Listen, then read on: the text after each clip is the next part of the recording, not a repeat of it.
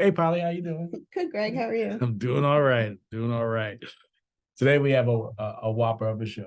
All right, who we got? Today we have from the Taylor Hooton Foundation, we have the Director of Education, Brian Parker, joining us. And he is going to enlighten us on a lot of information. But first, he's going to talk to us about the Taylor Hooton story, the story behind the organization. And he's also going to talk to us about anabolic steroids. Oh, I don't know much about that. I don't either, but he's going to definitely enlighten us. And I'm sure there's a lot of connecting points there as well, such as like the HGH hormones and even energy drinks. So, with 3 young kids who follow influencers and energy drinks and protein bars and all this other kind of stuff, it's going to be good to hear. Are influencers pushing energy drinks? There are some, but even if it's not just the influencers, it's all these bright color commercials and everything. And even when you walk into the store, it's like the brightest thing you see is. And they have interesting cans and labels with some fun art and Exactly. And my household, they make you run faster, jump higher, and so we'll see. So I'm definitely going to be happy. You know what else makes you run faster and jump higher? What is that? Broccoli and a good night's sleep. You know what? You can package that up. You can package that up in a nice bright package, and hey, I'll buy it. So without further ado, today joining us on the Totally Preventable podcast, we have Brian Parker, the Director of Education for the Taylor Hooton Foundation. Brian, how are you today? I'm doing great. Even better now that I can see both of you. Thanks for having me. Looking forward to the talk. All right. Thanks. So to start us off, like we normally do, can you just tell us a little bit about yourself and how you got to where you are today?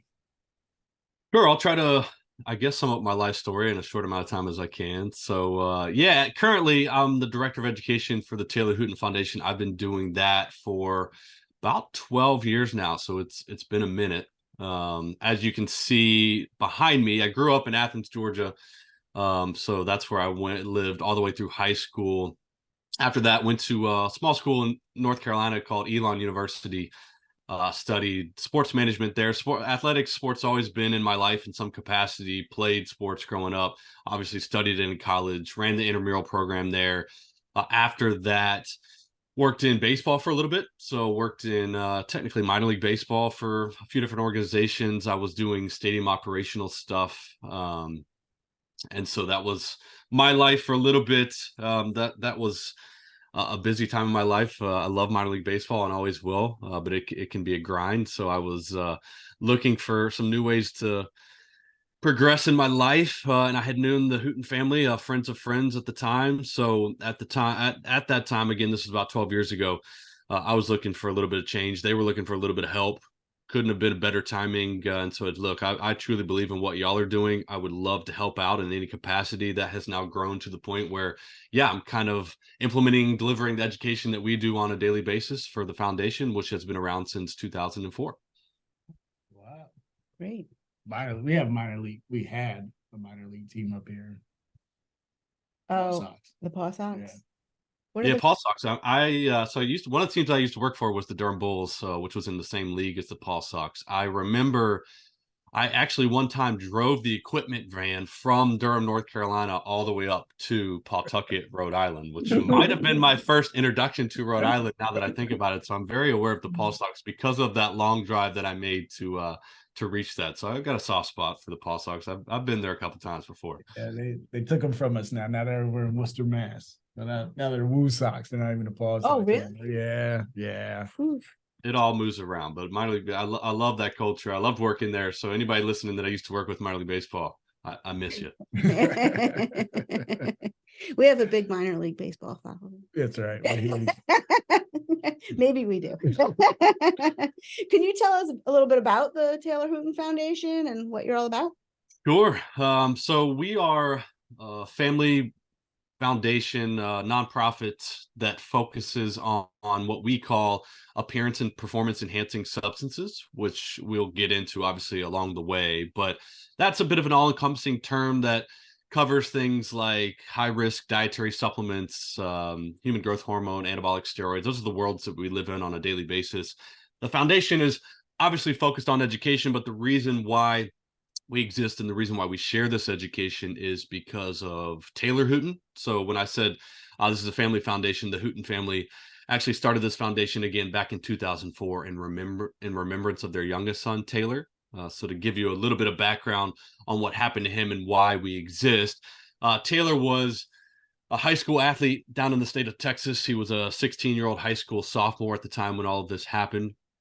The way that I describe Taylor, he was a high achiever kind of student, which is a bad thing, but just one of those things where, he would set a lot of high goals for himself and do what he could to get those done, which applied to a lot of things in his life. One of the things that applied to was athletics, kind of like me. Taylor loved playing sports growing up. His sport of choice was baseball. And so knowing that he was a high achiever, obviously he had high aspirations for his baseball career. And so what happened was at the time when he was a sophomore, he was playing on his JV squad. And as most people know, when you're playing high school sports, you tend to kind of move up the ladder a little bit as best you can. And so he kind of knew that the next step for him was to try to make varsity as a junior. And so one day he was at practice. He kind of got done. He asked his JV coach essentially, how to make that team. He said, "Coach, look, I want to get better at baseball. I want to make the team. Tell me what to work on. Tell me how to improve." Essentially, he was looking for a little bit of advice. He did get some advice, although I would consider it fairly high risk advice that he received. Taylor was essentially told to do two things: get bigger and get stronger. Right. Now, those are words that get said a lot. Unfortunately, our youth hear a lot to change who they are, which I understand is going to happen. But for me, a couple of the reasons why I consider that advice high risk. Number one, he was not given instructions on how to do that, what to eat, how to work out, no help, right? And getting that job done when you're an active 16-year-old high school student, it's not easy. All right. So we needed some information, number two, he also had no education on all the things that we talk about now, right? He had never had someone talk to him about supplements and steroids and all of this stuff. So he's got nothing to fall back on, right?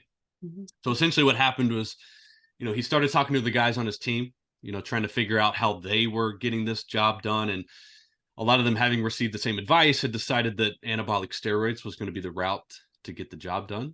There were already half the kids on his JV team were already in that space. And if you think about Taylor, he didn't know what that stuff is. He doesn't know what it's going to do to him. He knows that it's fast and it works. So he makes the decision to follow their lead, right? Got pretty heavily involved with anabolic steroids for about 6 months. All of this kind of drove him to the point that he wanted to quit because of the physical and psychological side effects that you and I will talk about later. And so he wanted to stop. He was taken to a physician, in order to get that job done and look for some instructions on how to properly quit. And unfortunately, he was given some pretty poor medical advice to quit everything that he was taking cold turkey, which again, we can dive into that later if you'd like. But that's a very dangerous advice, especially with a drug like anabolic steroids, because quitting cold turkey usually leads to withdrawal. Withdrawal can very commonly lead to depression, which is what happened with Taylor. And all of this got very heavy for Taylor. That about 6 weeks after the day, that he quit using this stuff, he made the decision to actually take his own life as a result of everything that happened. Right now, we are incredibly sensitive to those situations. I've told that story 1,000 times, and I still struggle to say what actually happened. But the only reason that we do say it is because, I can kind of look back at this and think, well, I think this could have been totally preventable, right? Truly, I think if Taylor had a conversation about this stuff, had some information, I think he's still with us today. And so we started this foundation for a couple of reasons: to remember him, number one, but number two, to provide that education that he never received. And that's why we do this, and that's why we share his story on a daily basis. I'd never really, until really listening to you tell Taylor's story, I never really thought about the education of supplements. I'm completely guilty of this. I'd go into a store, a vitamin, a nutrition store, and I'm at the beck and call of the person behind the counter. I have no idea what kind of education this person has, but I'm just sitting there listening to it. Many times I don't think the person's out of high school or barely out of college when they're telling me these things, but here I am listening to it, and I never really gave much thought to that. So wow. Yeah, you know, the supplement piece of our education is actually not something that we did when we first started. So when we first started this, our core focus was anabolic steroids because that's the space and the drug that Taylor was using. So obviously, you know, we had unfortunate familiarity with that, and so we really developed our education surrounding that. But like anything else, you grow and evolve, right? And so you stay in the space and you work with all the partners we've been fortunate to work with. And you just develop it based on what you see, based on who you talk to, based on what questions people are asking you.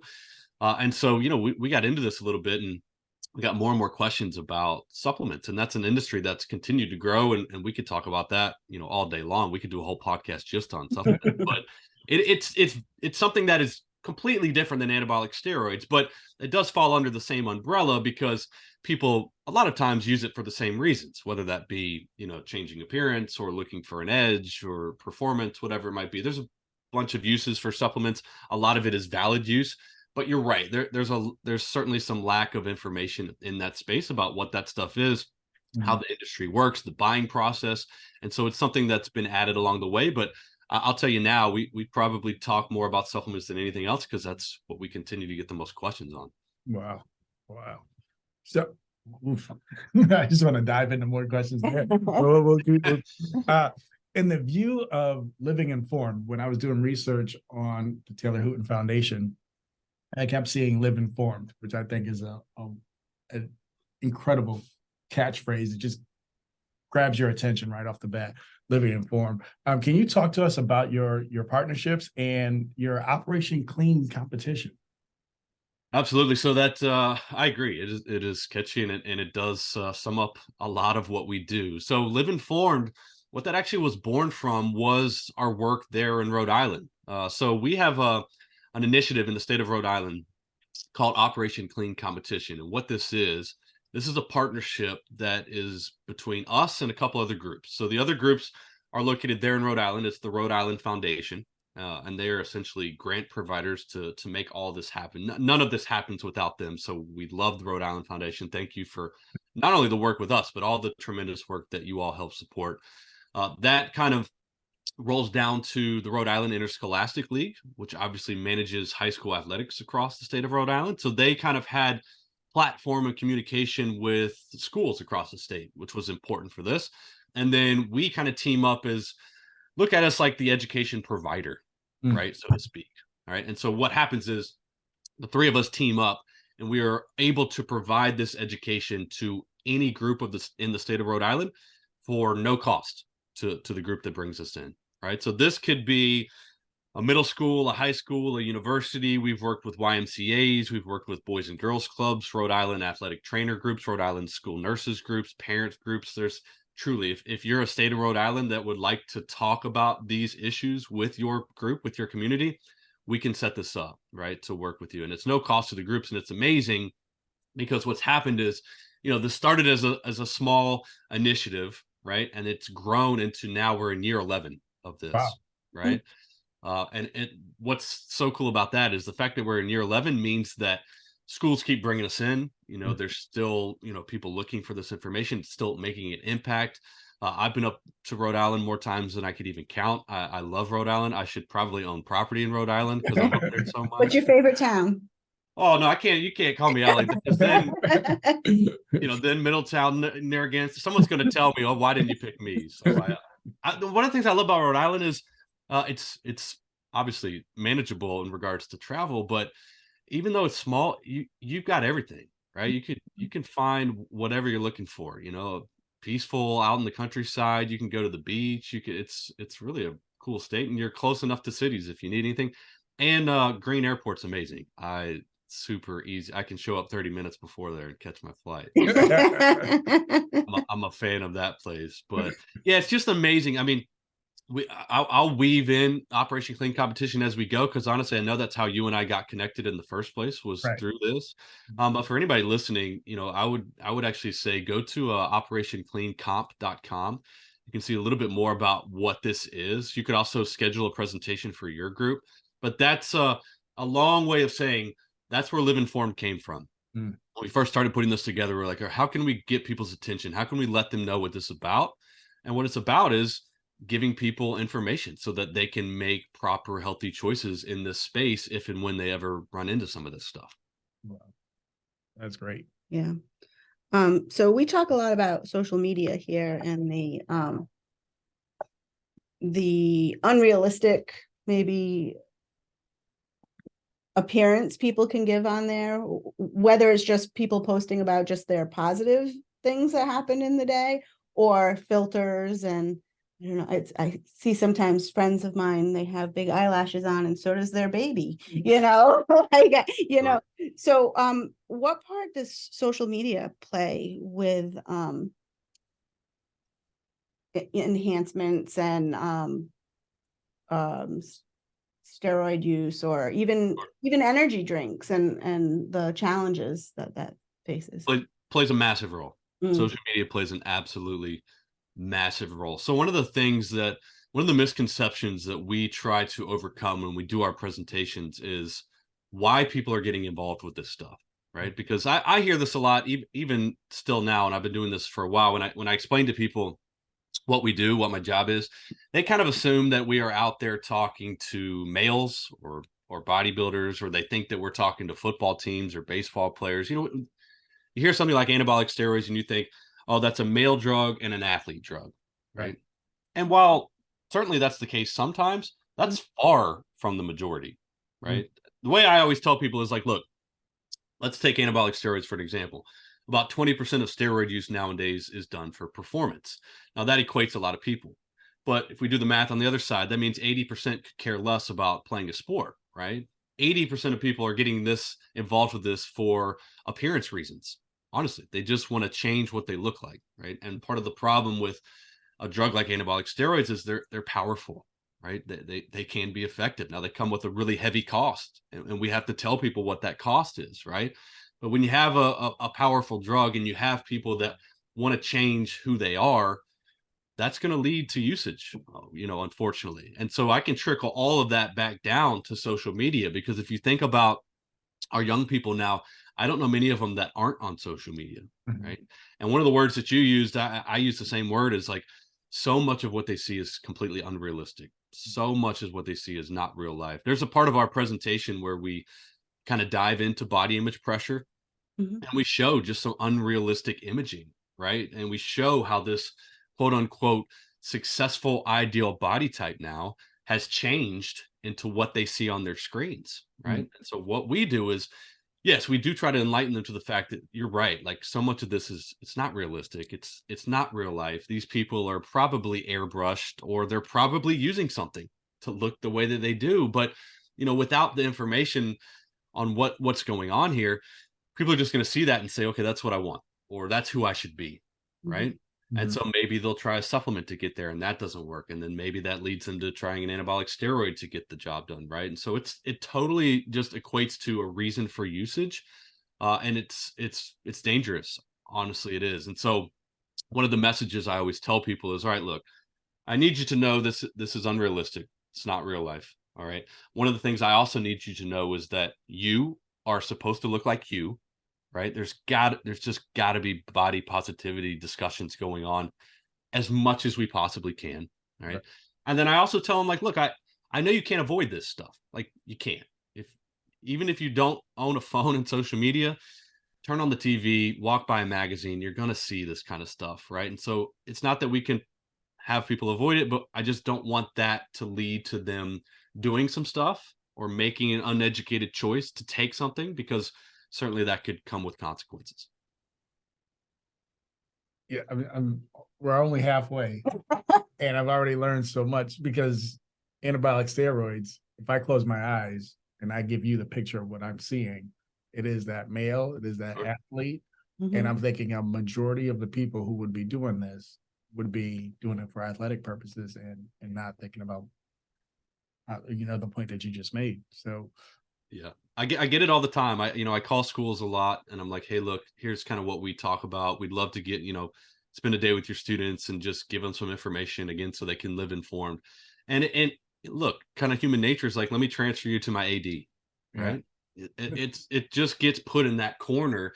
And one of the reasons why that's dangerous is not only is because of the body image usage we just talked about, right? But it Mhm. also paints this picture of like, okay, steroids, sports, it's cheating, it's against the rules. Like so much of the discussion of why we shouldn't take this stuff is because it's cheating, right? Or it's not fair. And of course that's true. But if you ask me why we shouldn't take this stuff, it's because it's dangerous. Mm. It's risky. This is the health issue, right? And so that's part of the other risk when the conversation focuses on athletics is we get tied up in this against the rules thing when the reality is this is a health thing. And the health thing applies to all of us, right? Including body image usage and whatever reason you're getting into it, right? So it's part of the picture. I get it all the time, right? And it's just kind of the way the narrative is with this stuff, but we can change that by talks like this. Right. We're actually, I was talking about that with someone in the office today, how we do a program with at the different seasons of the year. We try to get in for what we usually let in for is sports talks about the dangers of opioid use if you get hurt. But it really should be a student safety talk because people, this is a health issue and kids could take all these substances for any reason, not just because they got hurt in sports or they have a sports issue. Yeah. Right. And if you think about someone that's not an athlete, right? And so they don't have the deterrent of playing fair or getting in trouble or whatever, right? So there's no deterrent here of cheating. Well, we got to provide another deterrent, right? Like, and so that deterrent is like health, like what it's going to physically and mentally do to you, right? So that's why in our talks, I spend very little time talking about the cheating, playing fair. It's not that it's not important. I want to spend more time focusing on the health side of things. Moving into the specifics, what are the most alarming dangers associated with the use of anabolic steroids and human growth hormone among teenagers? Yeah, I mean, we could probably do a whole podcast on nothing but the risks of this stuff because, yeah, you're right. Like when I say that these drugs are effective, I don't lie. I say that to students, right? I say, hey, look, here's what this stuff is. Here's what it's going to do to you, right? Like we're not going to shy away from that, but I'm also not going to shy away from what the cost is because it's a very heavy physical and mental cost, right? If we look at the physical cost, yeah, I'll pull out a few things. It's probably easiest just to focus on anabolic steroids since we're talking a lot about that because HGH we could talk about too, but it's a different drug with different side effects. But anabolic steroids, biggest one that I show people first and foremost every time I talk is if we're talking about drugs that affect muscle tissue, which is typically what they're doing, we have to realize that it's not only going to affect the muscles that you see, right? Like we can't take something and just change this, right? And the reality is you've got muscles internally as well. In fact, you have one that you can't live without. It's called your heart, right? So your heart slowly starts to do what the rest of you is doing, right? Like, in fact, I typically show pictures on the difference between a normal adult heart and a steroid user heart. And what you end up seeing is steroid user heart usually ends up being bigger, which is a problem because enlarged heart is a definition of heart disease. But even more crucially than that, the tissue of the heart just gets thicker, right? And so the reason why that's risky is the thicker it gets, the harder it is to pump blood in and out, which is the job of the heart, right? And so there's a million studies on this. It's the most researched side effect with steroid use, and it's not even close. And what you typically see is you're about 12 times more likely to have a heart attack if you're taking this stuff. And it can be really risky because sometimes the first warning sign is cardiac arrest. I mean, it could be too late at that point. We just don't know, right? And so sometimes I struggle connecting with young people on that because it's just not something that you see, but it's the biggest side effect by far. The cardiovascular damage is massive, and so that's one of the things that we always try to show people, right? But that's just one of them, right? Like, I mean, we could talk for a while on this. I mean, other physical side effects, you can deal with a lot of oily skin, which can typically lead to acne all over the body. Your skin can typically change colors. Jaundice skin is hard to avoid. A lot of changes in hair pattern. Male pattern baldness is kind of hard to stop. Bad breath can creep on, very intense bad breath that you could try to hide, but it's very hard to do so. Some of the other side effects, as you kind of stay in this, can actually differ depending on your gender, right? Because essentially these drugs are synthetic hormones. That's essentially how anabolic steroids work, right? And so different genders have different hormonal starting points. And so you end up with different side effects, right? Like, so for males, you can deal with testicular atrophy, which gets joked a lot, but can lead to some pretty long-term damage, on that side of the coin. Breast development is called gynecomastia, right? We could get into the science on that, but typically breast development is going to creep on the longer you kind of stay in this. On the female side of the coin, you can deal with body hair and facial hair growth.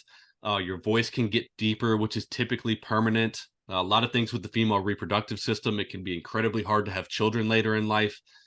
We could go on and on. I mean, there's kidney, liver issues. There's increased chances of injury. I mean, blood pressure issues. There's a lot, but those are kind of, I guess, the most common ones that we try to educate on. But that's just the physical side of the coin, right? There's a lot that goes into this, but it's important to talk about, right? Because if we're gonna explain to young people what steroids are and how they work, we've got to show them the cost, because ultimately that's the deterrent at the end of the day. Right. Wow. Right. It's a And lot right there.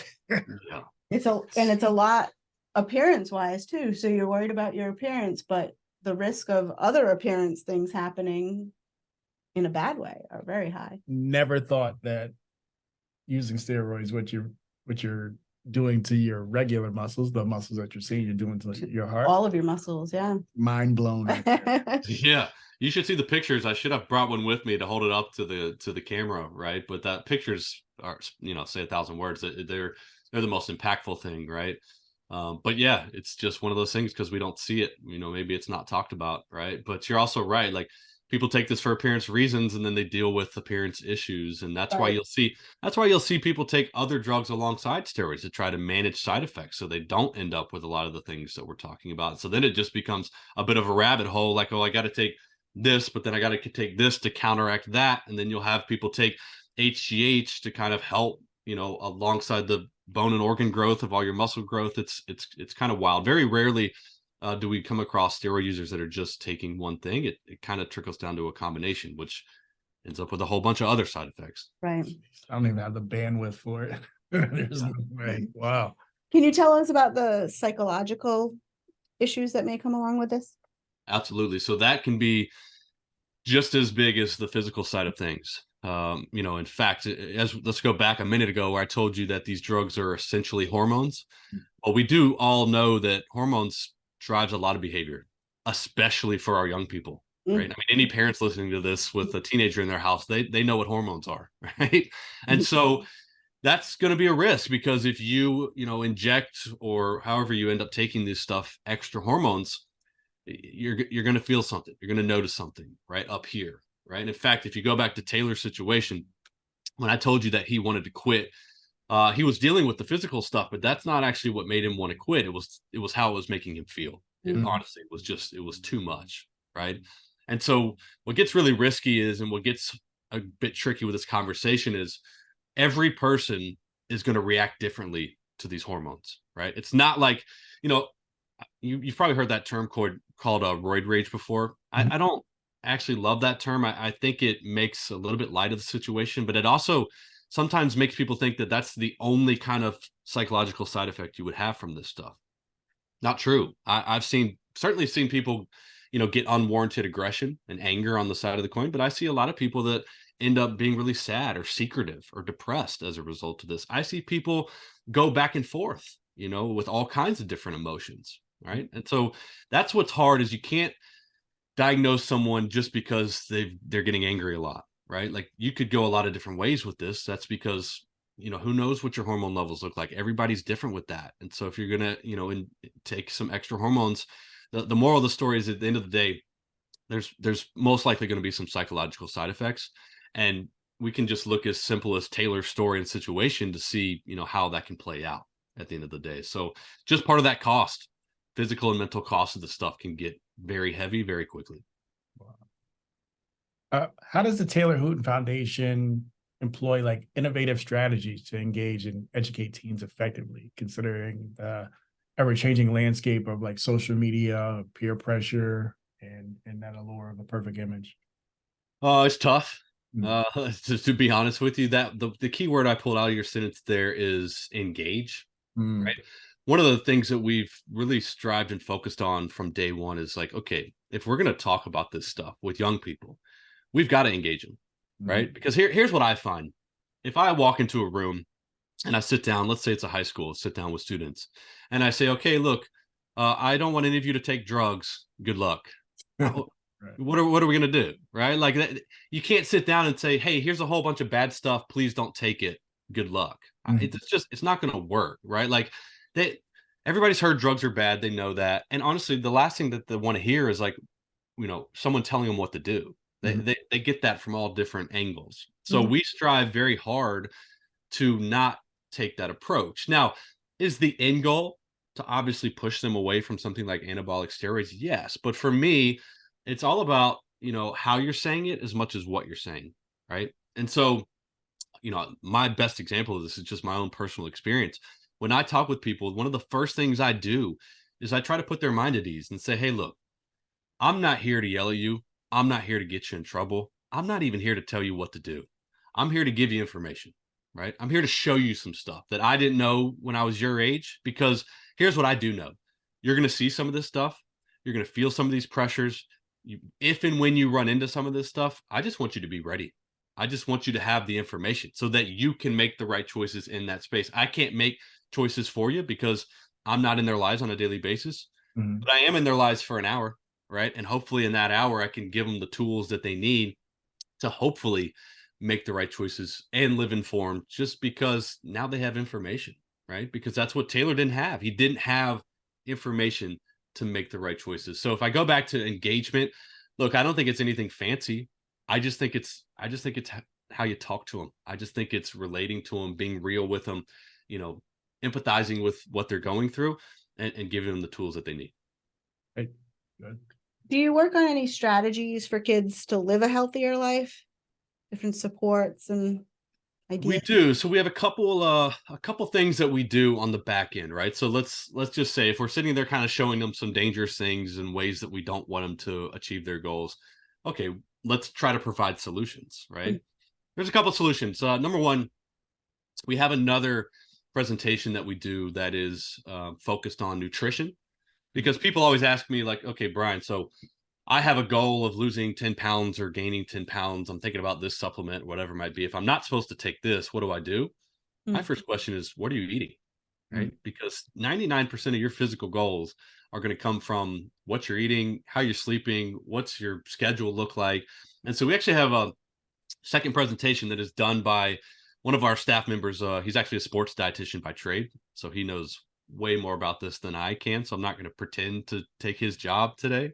But he hangs out with them and says, okay, look, like, let's talk about nutrition. Let's talk about what you're eating, what your daily habits are, because if I can get you focused on that, you're going to find out pretty quickly, oh, this is the answer, right? Instead of some of this other stuff. So we provide solutions in the form of nutrition, because that's really the secret weapon at the end of the day for any physical goal. So that's one thing that we provide. We also have something called our All Me League, which is composed of various athletes from all across different sports league, whether it be Major League Baseball or softball players or Olympians or cyclists. Eventually, we probably have 40 or 50 athletes across the country that are basically providing positive role models for young people, like people that have essentially achieved their physical goals and are trying to show others that they can do it as well without using this stuff, right?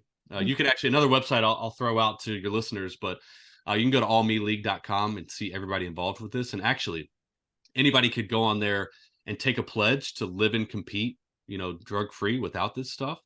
And so what that does is it sparks a positive conversation, right? But it also celebrates people that are doing it the right way. And I find that to be a solution, right? Yeah. Like if I take that pledge and I'm a captain on the team and I say, hey, look at everything that I'm doing and what I'm about, that's going to trickle down too. And maybe have other people say, okay, I don't need this stuff, right? These people are doing it, right? So that's a kind of a second solution. The All Me League and the nutrition program are kind of answers to a lot of the things that we talk about.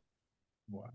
Now, even with the All Me League, and you're connected with all these different athletes and all the work you're doing in different schools, how does the foundation work with managing the diversity and the cultural differences between the messaging? How do you handle that? Oh, it's important. That's on us, Mhm. right? Like that's just one of the things that we internally have made sure to put an emphasis on, right? Because I mean, if we go back to like how sometimes some people hear what we talk about and they think that we should be talking to one certain group of people or one certain demographic. Well, we push back on that, but we push back as much as possible. Like one of the things I say is like, look, I want every human in your school in the building with me. Hmm. Throw athletics to the side, throw gender to the side, throw interest to the side. It doesn't matter to me. If you're a human, I want to talk to you because I think you're going to run into this stuff and I think you're going to feel some kind of pressure that we're talking about. Like, most likely body image pressure. That's a pretty universal pressure, right? But number one just comes from the fact that, like, look, who you are doesn't matter to me. I want to hang out with you. I want to talk to you, right? And so that's always something we say to people, when we're scheduling a presentation, right? And then to even take that a bit further, our staff did a training. This was a few years ago, inclusivity training, right? Where we even looked at, okay, what are the words that we're saying when we talk and how is that coming across, right?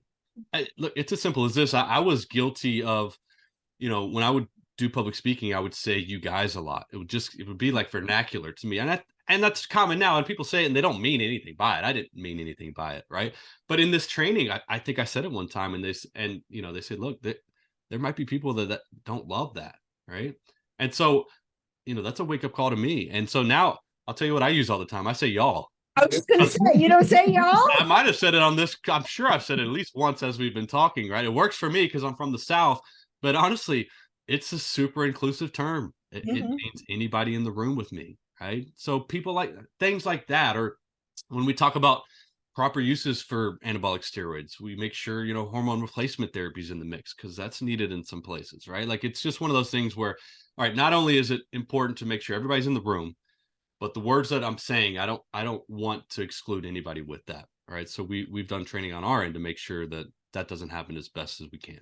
I think you guys also talk about energy drinks, which I Yes. am finding fascinating these days because it seems like all sorts of young kids are walking around with energy drinks. And I know on a long drive, it takes me all my 12 hours to finish one sometimes. And I Sure. see kids like chugging them down. And I don't always feel so great after I drink one. So can you tell us the dangers of that? I can. Yeah. Energy drinks always a tricky subject because like anybody listening to us talking to right now has probably had one. Yeah. It's to the point now where it's a social norm. And just to set the table, like, I'm not here to say if anyone's had an energy drink at some point in their life, that's the worst thing they've done. It's not. But I do agree with you that these are pretty high risk products. Mhm. And I'll tell you why. A lot of energy drinks fall into the supplement category. And one of the issues with the supplement industry, there's just not the strong regulation in place. There's no required testing when it comes to things like supplements. And so if we have a product like energy drinks that don't necessarily fall under required testing, you end up with companies that, have a little bit of freedom to do what they want. And essentially what most energy drink companies are trying to do is to get the consumer to feel something, Mm. right? And the easiest way to feel something is through the use of stimulants, right? I mean, everybody knows what stimulants are. Not all stimulants are bad. Let's take a cup of coffee, for example. I've got no issues with that. I don't protest outside of Dunkin' Donuts on the weekends. I wouldn't be allowed in Rhode Island if I did. Right. So, it's for me, the issue with drinks is rarely the use of one stimulant, right? Like it's why I don't have an issue. Like if y'all had a cup of coffee before this conversation, that's great. Right. The issue with something like energy drinks is typically they'll take something like caffeine and they'll just keep on going, Mm. right? Most of them use a combination of stimulants. You'll see things like green tea extract. You'll see things like guarana seed, which are, again, natural stimulants, not all that harmful by themselves, right? But they're creating combination. You'll see things like taurine, which is not a stimulant, but it's basically a booster, right? It makes your stimulants work even better. I mean, there's a popular energy drink on the market that uses caffeine, green tea extract, guarana seed, and taurine. So 3 stimulants and a booster inside of them. Most of them contain multiple stimulants. And here's why all this becomes risky. what the research is showing is that when you take multiple stimulants and you put them inside of your body, essentially your blood vessels don't work as well as they should, right? And your blood vessels, I mean, you all probably know this, but they're pretty crucial. They move blood around, they move oxygen around. You can't live without them, right? And what happens is multiple stimulants don't allow those blood vessels to open up as much as they need to, right? And so why this is risky is because let's, say you're active or you're moving around or whatever it is, your blood vessels typically need to open up and move that stuff around the blood and oxygen. Well, if you combine stimulants, it might feel like up here you've got energy and you're ready to go, but physically your day just got harder because now your body's got to work harder to move that blood around and move that oxygen around, right?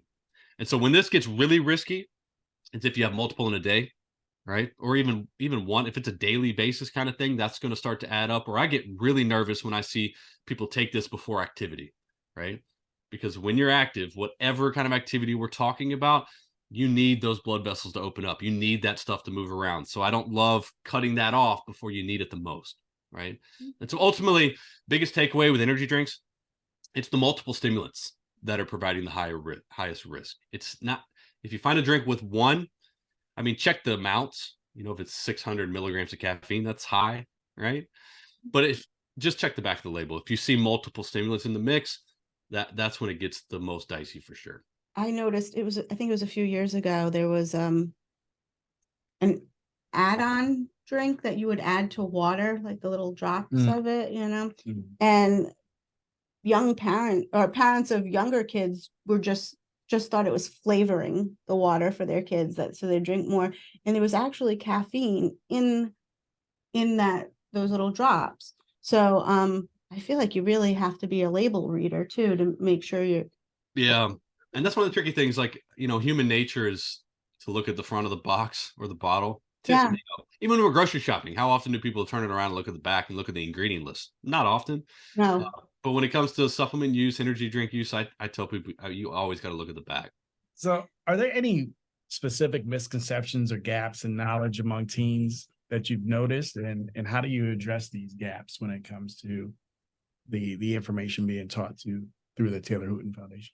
Yeah, I think there's massive gaps. I mean, that's honestly one of the biggest reasons we formed this. I think, I use myself as an example a lot, but I also can use a million students that I've talked to, right? If you go back and you look at, let's take a typical drug education program in a high school, whatever it is that you're growing up.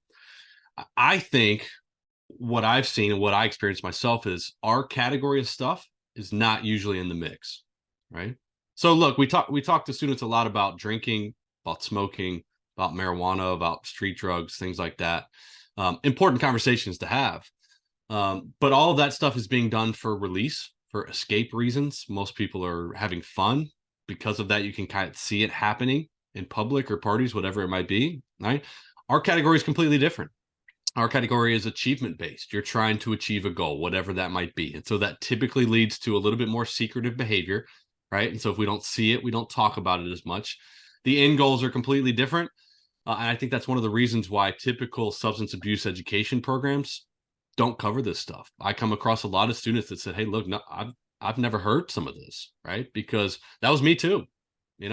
I grew up as a DARE kid and I love DARE, but we didn't talk about anabolic steroids. And when it just wasn't a conversation. So I think that's just the gap in education is kind of the whole category. It oftentimes gets ignored. People don't understand how prevalent it is. We don't talk about it. And that's ultimately one of the reasons why we started this whole thing. I was also a DARE kid, actually. Yeah, we're showing our age a little bit. Just say no, that was it. Yeah. I mean, I agree. There are just so many gaps. And then not even with the students, I'm learning stuff today that is completely, I've had total misconceptions. So I know my own personal self, I had gaps, which means that my children actually have gaps, because if I didn't know, they obviously don't. Sure. Right. I feel like my kids are more educated on this. They're real researchers. They're young adults now, but they're always researching everything, even like medicine the doctor gives them there. So Yeah. That's good. Well, we have access to information now. That's one of the things.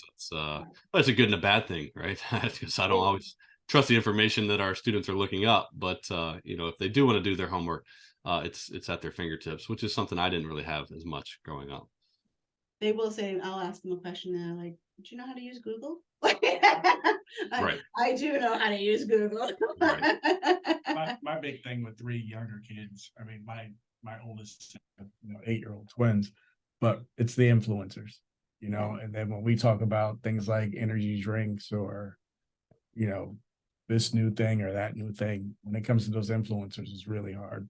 So I just, Yeah, I mean, kind of like you talked about with the supplement store staff, Mhm. what makes an influencer, you know, trained to tell you this information, right? That you don't know anything about them, all right? Like Right. what their degrees are, what their background is, what they're telling you, what they're getting paid to tell you.